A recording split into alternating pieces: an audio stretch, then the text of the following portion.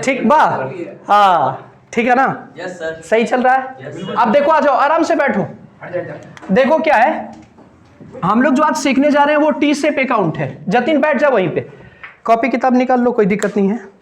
Naturally जैसे class चलती वैसे चलेगी, और क्या, ठीक है। देखो टी शेप अकाउंट हम लोग बनाने जा रहे हैं, पेपर में ये क्वेश्चन पूछा जा सकता है। एक्चुअली में ये है क्या, टी शेप अकाउंट को क्या बोलते हैं? कई बार हम लोग बोलते हैं लेजर। क्या बोलते हैं इसको? लेजर, यानी लेजर बनाना है, या फिर हम कहते हैं कि अकाउंट बनाना है। क्या कहते हैं? अकाउंट बनाना है। जैसे मैं कह दूं machine account, building account, furniture account, land account, या उसी प्रकार से कहेगा कि टी शेप अकाउंट बना दो बिल्डिंग अकाउंट का। जैसे बिल्डिंग का टी शेप अकाउंट बना दो, इसका मतलब है बिल्डिंग का हमें लेजर बनाना है, यानी बिल्डिंग का हमें अकाउंट बनाना है। तो हम लोग आओ सीखते हैं कि आखिर ये टी शेप अकाउंट बनाया कैसे जाता है। तो सबसे पहले ये दो प्रकार के होते हैं, दो नेचर के होते हैं।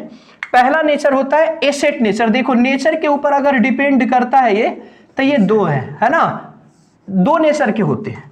एक होता है एसेट नेचर का, एक होता है एसेट नेचर का। लो मैं यहां नीचे लिख देता हूं, ठीक है, ठीक है।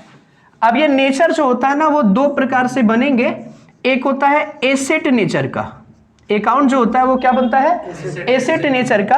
जबकि दूसरा जो होता है वो लायबिलिटी नेचर का। ये समझना पड़ेगा हम लोगों को, है ना। अब एसेट नेचर में कौन कौन सी चीजें आएंगे? जैसे बिल्डिंग अकाउंट हो गया, ले ये बिल्डिंग अकाउंट हो गया, लैंड अकाउंट हो गया, फर्नीचर अकाउंट हो गया, मशीनरी अकाउंट हो गया, डेटर अकाउंट हो गया, ईटीसी। ये सब क्या हो जाएगा? एसेट नेचर का होता है। जबकि लायबिलिटी नेचर का कौन कौन से होंगे? इसमें जैसे क्रेडिटर होगा, क्या होगा बच्चे? क्रेडिटर अकाउंट होगा।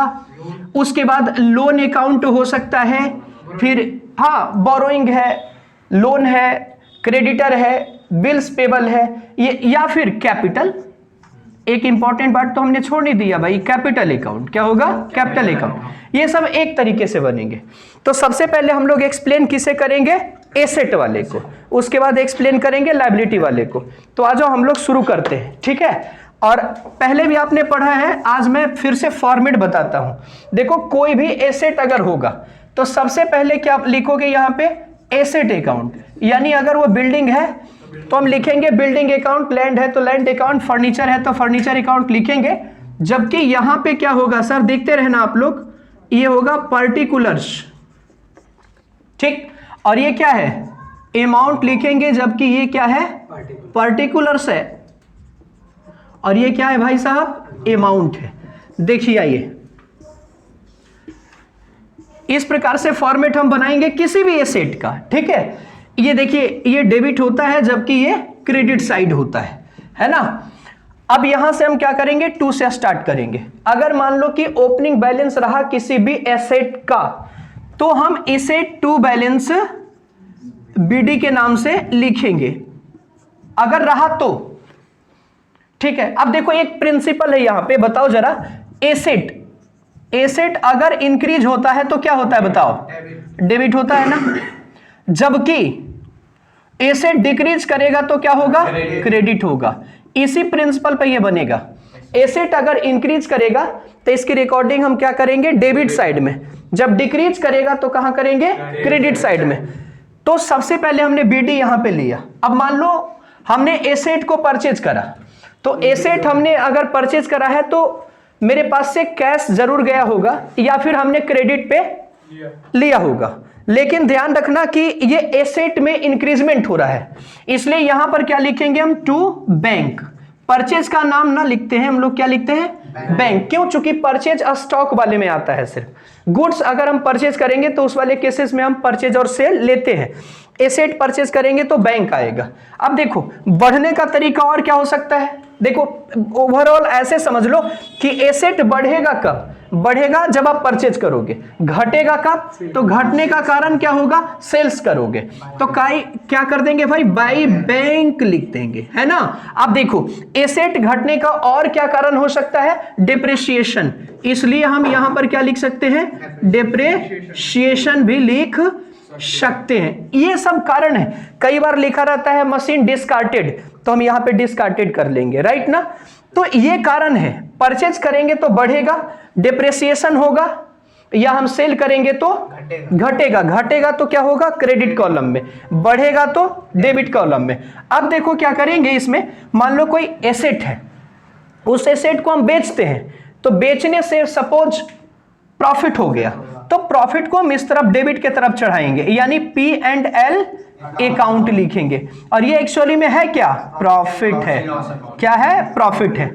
जबकि ध्यान रखना, अगर किसी भी एसेट को बेच देते हो, उस पे लॉस होता है, तो यहां पे बाई P&L अकाउंट जरूर लिखेंगे, मगर ये फिगर किसका होता है बच्चे, लॉस का होता है। इस प्रकार से क्या करेंगे, टोटलिंग करेंगे। क्या करेंगे, टोटलिंग। देखो जितना डेबिट होगा उतना ही क्या होगा, क्रेडिट होगा, और ये बैलेंस क्या आ जाएगा, अगर बैलेंस रहा तो बाई बैलेंस CD के फॉर्म में यहां पर आ जाएगा। ले, ये हो जाएगा बैलेंसिंग फिगर। यानी मोटा मोटी ये समझ लो कि हम जो डेबिट, यानी बढ़ने वाले आइटम सारे क्या होंगे, डेबिट, और घटने वाले क्या होंगे, क्रेडिट। इस प्रकार से हमारा एसेट अकाउंट तैयार हो जाता है।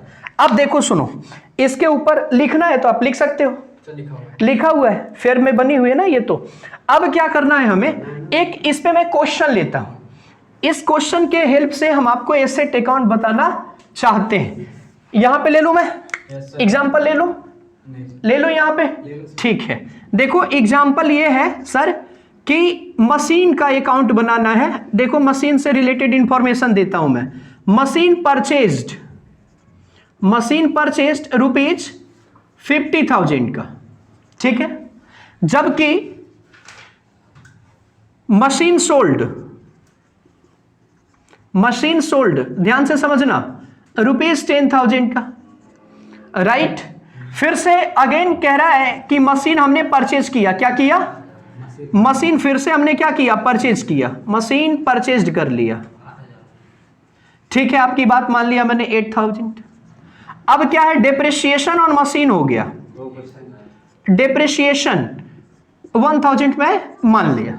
अब कह रहा है कि प्रीपेयर मशीन अकाउंट, तो आप मुझे बताएं सर कैसे बनेगा, प्रीपेयर मशीनरी अकाउंट कैसे बनेगा बताइए। ठीक, फॉर्मेट यही होगा। देखो क्या इस फिगर में देखो BD है क्या, नहीं है ना, तो हम BD लिखेंगे ही नहीं। अगर लिखते हो तो फिर नील छोड़ना पड़ेगा, आप लिखो ही नहीं, ठीक है। इसी में देखो हम इसे पुटअप करना चाहते हैं, कैसे पुटअप होगा ध्यान से देखना। इन सारे फिगर को हमने हटा दिया। अब देखो क्या है, मशीन परचेज किया है यानी टू बैंक, कितना का सर, 50,000 का, तो ये 50,000 हमने यहां पर लिख लिया। क्या मशीन को हमने बेचा था, बेचा, मगर जिस मशीन को हमने बेचा उसकी कॉस्ट गिवन नहीं थी, इसलिए उसका प्रॉफिट लॉस हम नहीं निकाल सकते हैं। इसलिए यहां पर ना तो प्रॉफिट लॉस आएगा, कुछ भी नहीं आएगा, ना तो लॉस वाला आएगा। लॉस वाला भी फिगर हमारे पास यहां पर नहीं आएगा। बोलो क्यों? अगर ऐसा होता कि मशीन सोल्ड किया है 10,000 में, उसकी वैल्यू 8,000 होती तो फिर प्रॉफिट लॉस आता। तो अब क्या है, देखो दोबारा क्या, मशीन सोल्ड, तो यहां पे बाई बैंक कर देंगे कितने का, 10,000 का। ठीक, फिर बोला मशीन परचेस 8,000 का, तो यहां पर हम लिख देते हैं क्या, टू बैंक, कितने का सर, 8,000 का, राइट ना। अब क्या है, डेप्रिसिएशन कितने का, 1,000 का, यहां पे डेप्रिसिएशन हम 1,000 का पुटअप कर। ठीक, मैं फिर से कह रहा हूं, अगर मान लो कोई ये सेट होता 8,000 का और मैंने बेचा ये 10,000 में, तो ये 10,000 यहां तो आ गया ना, और 2,000 जो प्रॉफिट होती हमारी वो इधर आ जाता। लेकिन ऐसा कुछ इंफॉर्मेशन नहीं था, ये वेरी सिंपल क्वेश्चन है ना। अब क्या है बताओ जरा, डिप्रिसिएशन 1,000 है और कुछ बचा क्या, नहीं ना, तो हम क्या करेंगे, टोटलिंग करेंगे इसमें। आ जाओ, टोटलिंग कैसे करेंगे, ये 58,000 आएगा, जबकि ये देखो ये भी 58,000 के बराबर होगा, और ये कितना है, 10 + 1 11,000, यानी 58,000 पे आप 11,000 को माइनस कर दो तो 47,000 हमारा CD आ गया। मतलब इस साल के लास्ट में हमारा जो मशीन की वैल्यू है वो 47,000 है। इस प्रकार से क्वेश्चन बन जाएंगे। अब देखो यहां पे एसेट के जगह पर ये क्या था, मशीन था, यहां पे आप नाम चेंज कर लेना और क्या डाल लेना, यहां पर मशीनरी अकाउंट या मशीन अकाउंट, मशीनरी अकाउंट लिख लेंगे। फर्नीचर होगा तो फर्नीचर अकाउंट बना लेंगे, राइट ना? अब देखो ये सारे अकाउंट आपसे एसेट नेचर का बन जाएगा, लेकिन एसेट नेचर में एक यूनिक सा अकाउंट है जिसका नाम है डेटर। तो डेटर का भी फॉर्मेट मैं आपको बता देता हूं कि डेटर कैसे बनाया जाता है, राइट ना? अच्छा एक बात और बताओ, अगर कोई भी एसेट हम बना रहे हैं, अगर वो क्रेडिट बेसिस पे हमने परचेज किया है तो उसे भी हम रिकॉर्ड करेंगे, राइट ना? अगर हमने मशीन क्रेडिट पे लिया या कैश में लिया, सारे ट्रांजैक्शंस इसमें आते हैं सर, जो रिलेटेड होगा किससे? मशीन अकाउंट से या फर्नीचर अकाउंट से। अब देखो आओ, सबसे पहले हम फिर से डेटर अकाउंट आपको बताना चाहते हैं। देखो एसेट का एक थोड़ा सा यूनिक अकाउंट है, इसमें कुछ डिफरेंट बातें होती है। क्या होता है? Debtor account. क्या होगा? Debtor account. तो इसका फॉर्मेट देखना, डेटर्स अकाउंट का थोड़ा सा फॉर्मेट जो होता है वो यूनिक होता है। इसमें हम क्या लिखेंगे सर? देखो पार्टिकुलर्स, और ये क्या लिखेंगे हम? अमाउंट। ये क्या होगा भाई साहब? पार्टिकुलर्स है, और ये क्या है? अमाउंट है, राइट? आप नोट भी कर सकते हैं, अगर जरूरत पड़े तो पूछो। ये डेबिट कॉलम है ना, और ये क्रेडिट कॉलम। एसेट का हमेशा वही वाली बातें होती है, ये डेबिट कॉलम और दूसरा क्रेडिट कॉलम। जैसे अभी हम लोगों ने मशीन अकाउंट, फर्नीचर अकाउंट की बात करा, ध्यान देना ये भी बीडी यहीं से होगा। अगर बीडी रहा तो क्या Rajesh ji? To balance BD.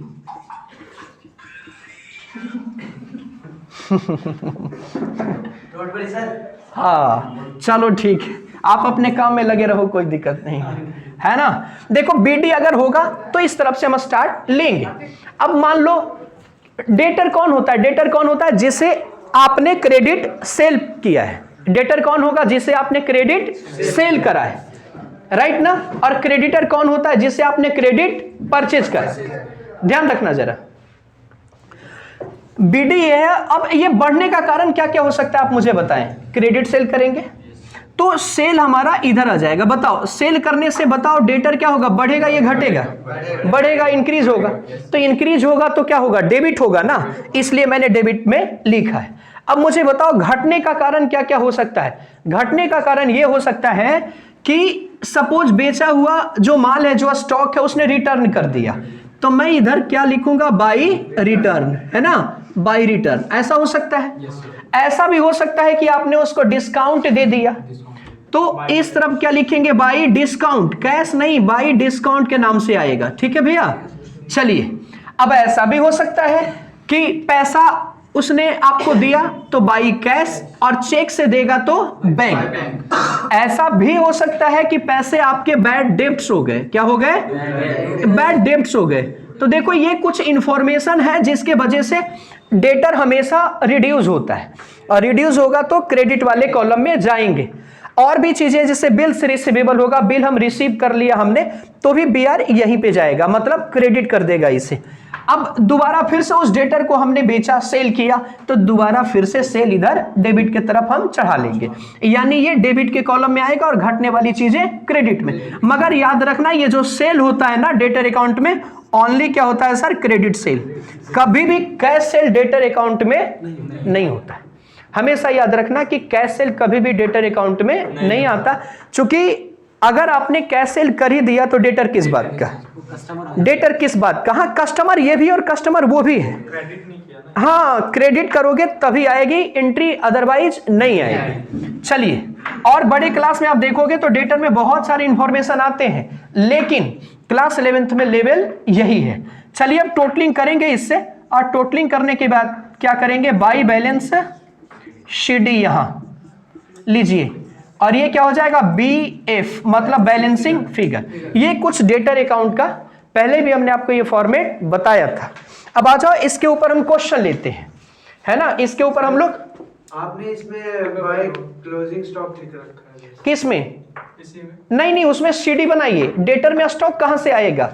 CD बनाइए, उसको सीडी बनाइए सर जी, उसमें सीडी आएगा ना, स्टॉक कहां से यहां पे आएगा। ठीक, आगे चलते हैं। तो मैं एक क्वेश्चन देता हूं डेटर अकाउंट का। देखो डेटर अकाउंट का कुछ इस प्रकार से है, अगर कहे prepare debtor account, prepare debtor account, नाम भी रह सकता है, ABC कुछ भी नाम भी रह सकता है। प्रीपेयर डेटर अकाउंट, जैसे इसमें फिगर देगा क्रेडिट सेल, और याद रखना क्रेडिट सेल ही सिर्फ लिया जाता है। क्रेडिट सेल ₹1 लाख का, या फिर ऐसा लिखा रहेगा कि सोल्ड गुड्स टू राम, अगर नाम आ जाए और सेल की बात है तो क्रेडिट सेल है ₹1 लाख का। जबकि अगर ऐसा रहेगा कि गुड्स रिटर्न बाय कस्टमर या डेटर, है ना जी, रुपीज कितने का सर? 5000 का, रुपीज 5000 का।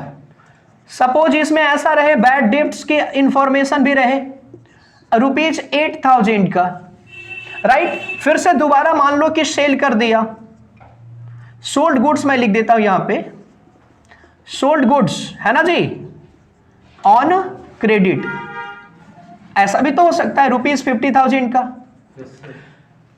उसके बाद ऐसा भी हो सकता है गुड्स रिटर्न तो हमने लिख दिया है, कैश रिसीव्ड फ्रॉम कस्टमर, या इसको आप डेटर भी बोल सकते हैं बड़े आराम से, ले डेटर, रुपीज 10,000 का। गुड्स रिटर्न हमने लिख दिया है। अब एक इंफॉर्मेशन रहेगा डिस्काउंट का, तो मैं यहां पे इंफॉर्मेशन डालता हूं डिस्काउंट अलाउड। जब आप कस्टमर को डिस्काउंट देंगे इट मींस कि वो अलाउड है, अगर आप क्रेडिटर से लेंगे इसका मतलब वो रिसीव्ड है। तो discount allowed to customer rupees 5000। रुक जा 2 मिनट, 2 मिनट में क्लियर हो जाएगा। Discount allowed to customer rupees 5000। अब आ जाओ, देखो इस इंफॉर्मेशन से इस अकाउंट को हम लोग बनाना चाहते हैं। तो सबसे पहले इसके जो फिगर्स दिए हुए हैं हम इसको अनसीन करते हैं, मतलब इसे हटाते हैं। ठीक, जब हम हटाएंगे, कार्तिक खांसी है लगता है आपको। क्रेडिट सेल, देखो सुनो ध्यान से, क्या बीडी यहां पे है कुछ नहीं ना, तो यहां पे हम डैश कर लेते हैं या नील कर देते हैं, राइट भाई। अब देखो इसका इंफॉर्मेशन डेट, ये बीडी तो कुछ था ही नहीं। अब क्रेडिट सेल किधर जाएगा, डेबिट या क्रेडिट? डेबिट में, तो टू सेल कितने का वैल्यू आ जाएगा? 1 लाख का। बहुत बढ़िया। अब बताओ गुड्स रिटर्न बाय कस्टमर, हमने सेल उसे किया 1 लाख का, अब रिटर्न कर दिया तो बाय रिटर्न 5000 का, राइट। ये भी इंफॉर्मेशन क्लियर है। बैड डेब्ट्स 8000 का, तो देखो बैड डेब्ट्स यहां पर कितने का है? 8000 का, मैंने फिलअप कर लिया, ये भी क्लियर है। Goods sold on credit, again sale कर दिया, फिर से डेटर हमारा बढ़ेगा, मींस कि यहां पर फिर से हमें क्या लिखना चाहिए? Sale to sale. भैया कितने का? 50,000 का, राइट। अब क्या है? कैश रिसिव्ड फ्रॉम कस्टमर या डेटर, तो कैश रिसिव्ड हमने कर लिया कितने का? रुपीज 10,000 का, हमने 10,000 यहां लिख दिया। अब क्या है, देखो ये भी एंट्री कर लिया, ये भी एंट्री कर लिया। डिस्काउंट अलाउड टू कस्टमर, देखो हमेशा याद रखना आप कस्टमर को डिस्काउंट अलाउड करते हो और क्रेडिटर से डिस्काउंट आप रिसीव्ड करोगे, तो डिस्काउंट अलाउड करोगे तो कितने का हो जाएगा? 5000 का। अब सॉरी, डिस्काउंट रिसीव्ड यहां आएगा ना जी सर, कितने का है? 5000 का। अब टोटलिंग करिए, ये टोटल 150 है सर, तो ये भी कितना हो जाएगा? 1,50,000 का। जबकि सीडी बता दे सर 1,50,000 का हमने सेल किया है, तो आप मुझे बताओ ये कितना हो गया? 10 और प्लस 10 20 और प्लस 8 28, यानी 150 में 28 को माइनस कर दिया जाए तो ये 122,000, यानी अभी भी आपके पैसे कस्टमर के पास पड़े हुए हैं। सीडी का मतलब क्या है? साल के लास्ट तक अभी भी उसका आपका बकाया उसके पास कितना है? 1,22,000। इस प्रकार से एसेट अकाउंट प्रिपेयर करते हैं।